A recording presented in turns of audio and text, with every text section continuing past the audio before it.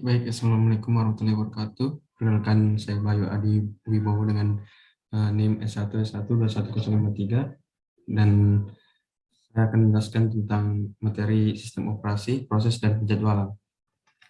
Baik, pengertian proses. Proses didefinisikan sebagai program yang sedang dieksekusi menurut Silber-Schwartz.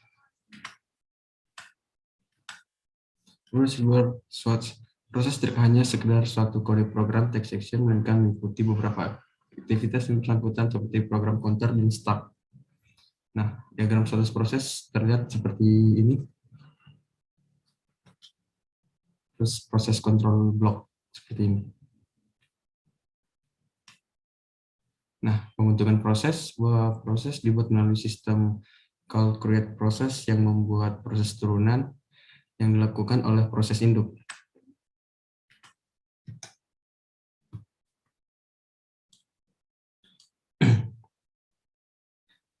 Proses turunan tersebut juga mampu membuat proses baru, sehingga semua proses ini pada akhirnya membentuk pohon proses. Ketika sebuah proses dibuat, maka proses tersebut dapat memperoleh sumber daya seperti waktu CPU, memori, berkas, atau perangkat fungsi fork. Sistem operasi Unix mempunyai sistem call fork yang berfungsi untuk membuat proses baru. Proses yang memanggil sistem call fork ini akan dibagi jadi dua, proses induk dan proses turunan yang identik. Proses induk dan turunan independen satu sama lain dan berjalan bersamaan. Terminasi proses. Suatu proses diterminasi ketika proses tersebut telah selesai mengeksekusi perintah terakhir atau diterminasi dengan sengaja oleh proses lain. Biasanya proses induk melakukan terminasi sengaja pada turunannya. Alasan terminasi tersebut seperti yang pertama, turunan melampaui penggunaan sumber daya yang telah dialokasikan. Dalam keadaan ini, proses induk perlu mempunyai mekanisme untuk memeriksa status turunannya. Yang kedua, task yang ditugaskan pada turunan tidak lagi diperlukan. 3. Proses induk selesai dan sistem operasi tidak mengizinkan proses turunan untuk tetap berjalan.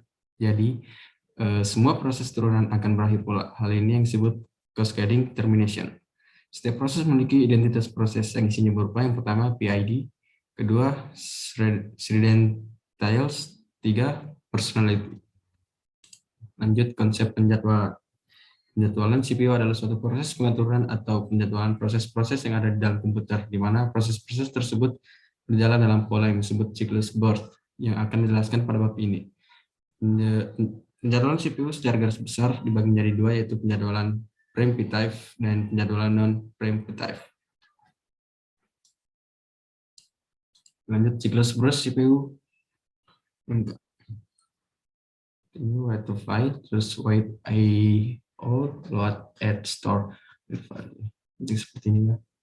Terus penjadwalan preemptive dan non-preemptive. Penjadwalan preemptive mempunyai arti kemampuan sistem operasi untuk memberhentikan sementara proses yang sedang berjalan untuk memberi ruang kepada proses yang prioritasnya lebih tinggi. Penjadwalan ini bisa saja termasuk penjadwalan proses atau MK.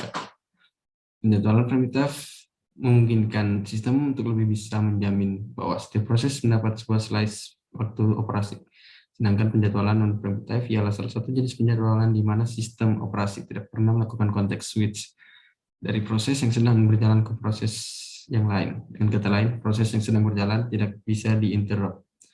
Nah, dispatcher.